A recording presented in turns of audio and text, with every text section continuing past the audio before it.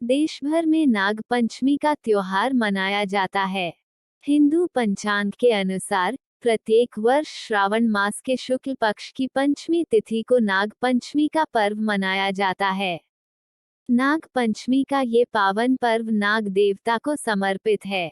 इस दिन नाग देवता की प्रतिमा या मूर्ति का दूध से जलाभिषेक और विधि विधान से पूजा की जाती है। धार्मिक मान्यताओं के अनुसार नाग पंचमी का लाभ व्रती को तभी प्राप्त होता है जब वह नाग पंचमी की व्रत कथा को पढ़ता या सुनता है। नाग पंचमी की व्रत कथा इस प्रकार है। एक बार किसी गांव में एक किसान रहता था। किसान की एक बेटी और दो बेटे थे।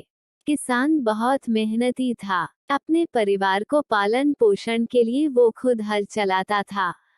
एक दिन हल जोतते हुए किसान ने गलती से एक नागिन के अंडों को कुचल दिया और सभी अंडे नष्ट हो गए। नागिन खेत में नहीं थी।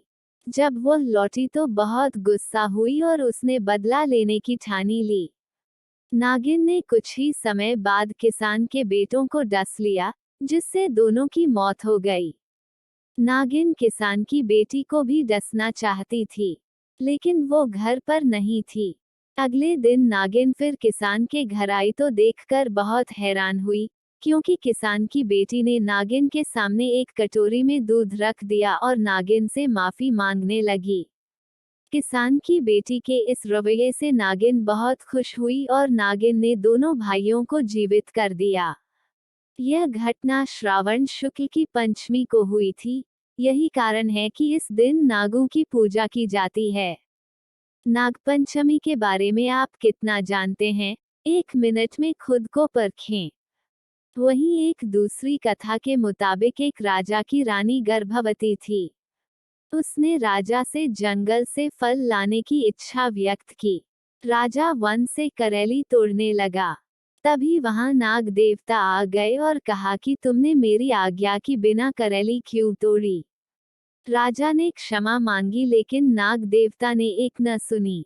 राजा ने नाग देवता से कहा कि मैंने रानी को वचन दिया है, इसलिए वो करेली को घर ले जाना चाहते हैं। नाग देवता ने कहा ठीक है, ले जाओ, लेकिन इसके बदले में तुम्हें अपनी पहली संतान मुझे देनी पड़ेगी। राजा को कुछ समझ में नहीं आया कि क्या करे। राजा ने वचन दे दिया और घर आ गया। घर आकर राजा ने रानी को सारी बात बताई। रानी ने एक बेटे और एक बेटी को जन्म दिया। कुछ ही दिनों में नाग राजा के घर संतान लेने पहुंचा। राजा ने कहा कि पहली संतान लड़की हुई थी, लड़की के मुंडन के बाद आना, तभी दूंगा। राजा की बात मानकर नाग वहां से चला गया। नाग फिर आया। राजा ने नाग को कहा कि शादी के बाद आना, लेकिन नाग ने सोचा कि शादी के बाद तो पिता का पुत्री पर कोई अधिकार ही नहीं रहता। इसलिए नाग ने लड़की को उठा ले जाने की योजना बनाई।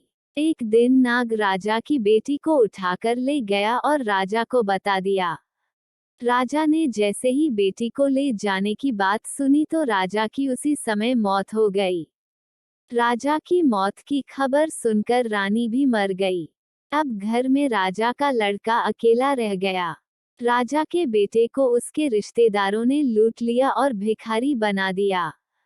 राजा का बेटा भीख मांगने लगा। एक दिन भीख मांगते हुए राजा का लड़का नाग के घर पहुंचा तो उसकी बहन ने उसे पहचान लिया और फिर दोनों भाई बहन प्रेम पूर्वक रहने लगे। तभी से यह त्योहार मनाया जाता है।